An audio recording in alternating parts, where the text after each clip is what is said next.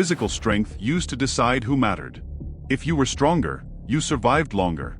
If you were stronger, people followed you. If you were stronger, you shaped the world around you with your hands. That rule governed human life for thousands of years, and our brains still expect it to be true. But it isn't. We now live in systems where the strongest person in the room can be the least powerful, and the most physically capable individual can be almost invisible. Something fundamental shifted, and most people feel the effects of that shift without understanding what changed. In early human groups, power was easy to measure. You could see it. You could test it. You could challenge it. If someone claimed authority, their body had to back it up. Physical presence was proof. There was no separation between ability and influence because the environment was direct and unforgiving. Hunting, fighting, building, protecting, these were immediate pressures. Strength translated into survival, and survival translated into status. Modern systems removed that direct pressure. As societies scaled, power stopped being local. It became distributed across institutions, networks, and abstract structures. You no longer needed to physically dominate your immediate environment to rise.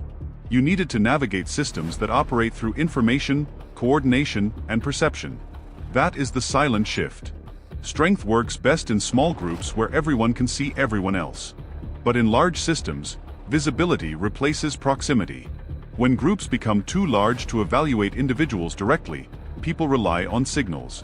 Titles, credentials, follower counts, brand alignment, polished communication, moral positioning, these become shortcuts the brain uses to estimate value. Signals are faster to process than evidence. And modern life rewards speed. The problem is not that strength disappeared. The problem is that it became harder to observe.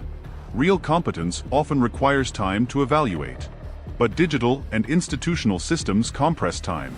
Decisions happen quickly. Attention shifts constantly. In that environment, what looks powerful often wins over what is powerful.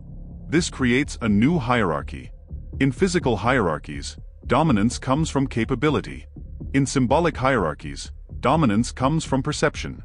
The individual who understands how to shape interpretation can influence thousands without lifting anything heavy at all. This does not mean strength is useless. It means strength alone no longer guarantees leverage. Consider how influence works today. A single message can travel globally in seconds. A well-framed narrative can redefine a person's reputation overnight. Institutions respond not only to facts but to public interpretation of facts.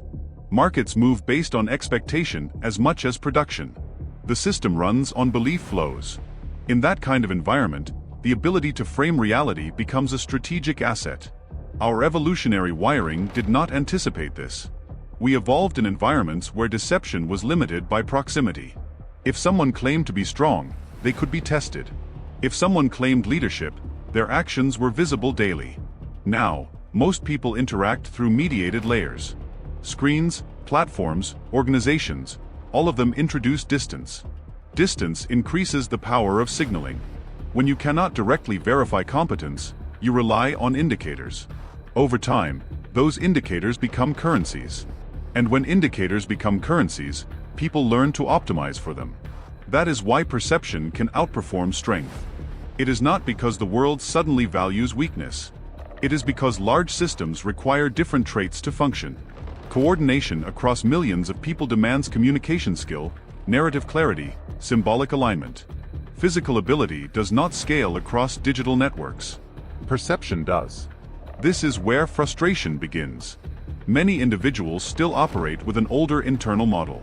They believe that if they work harder, become stronger, endure more pressure, and increase raw capability, recognition will follow naturally. Sometimes it does. But often, it does not scale in proportion to effort. Because recognition now depends on visibility within a system of signals. If effort remains private, it remains invisible.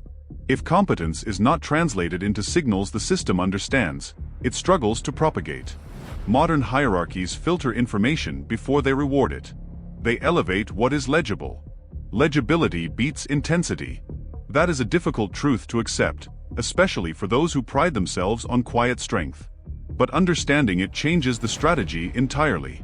The shift from physical dominance to symbolic dominance also explains why public influence can feel disconnected from observable ability. People who master communication, positioning, and narrative often rise quickly. They are not necessarily less capable. They are simply optimized for the current environment. In ancient conditions, the body was the platform. In modern conditions, the network is the platform. And networks respond to signals. This transition happened gradually. Industrialization reduced direct survival pressures. Bureaucratic institutions introduced layers between action and outcome. Mass media centralized attention. Digital platforms amplified that attention infinitely. Each step reduced the importance of direct physical enforcement and increased the importance of shared perception. The result is a world where authority often emerges from interpretation control rather than physical enforcement. But there is a second layer. Perception is not random. It is shaped intentionally. Systems reward individuals who can align with dominant narratives, who understand social incentives, and who avoid signals that trigger resistance. The game becomes strategic rather than physical, subtle rather than forceful. For someone trained to value raw capability above all else, this feels unfair. It feels like the system rewards appearance over substance. In some cases, that criticism is valid. But the deeper reality is more structural than moral. Large-scale societies cannot evaluate everyone directly. They must rely on representations. Representations become power. Once you understand that, the frustration shifts into clarity. The goal is not to abandon strength. It is to translate strength into visible signals that scale. Capability must be paired with communication. Effort must be paired with positioning. Otherwise, it remains local in a global environment. Perception beating strength does not mean strength is obsolete. It means strength must adapt. The individuals who thrive today are not the physically dominant alone, nor the purely performative alone. They are those who combine grounded competence with strategic signaling. They understand that the system filters for what spreads. In the past, survival filtered for who endured. Today, systems filter for who resonates. That is the real power shift. It is not a conspiracy. It is not a collapse of values.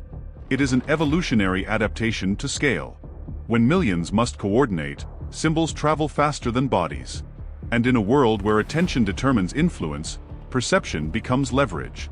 If you still believe strength alone should decide outcomes, you are operating under ancestral rules in a modern arena. The rules changed quietly. The pressure did not disappear. It transformed. Power moved from muscle to message. Understanding that shift does not weaken you. It sharpens you. Because once you see the structure, you stop competing on the wrong axis. And in modern hierarchies, choosing the right axis is everything.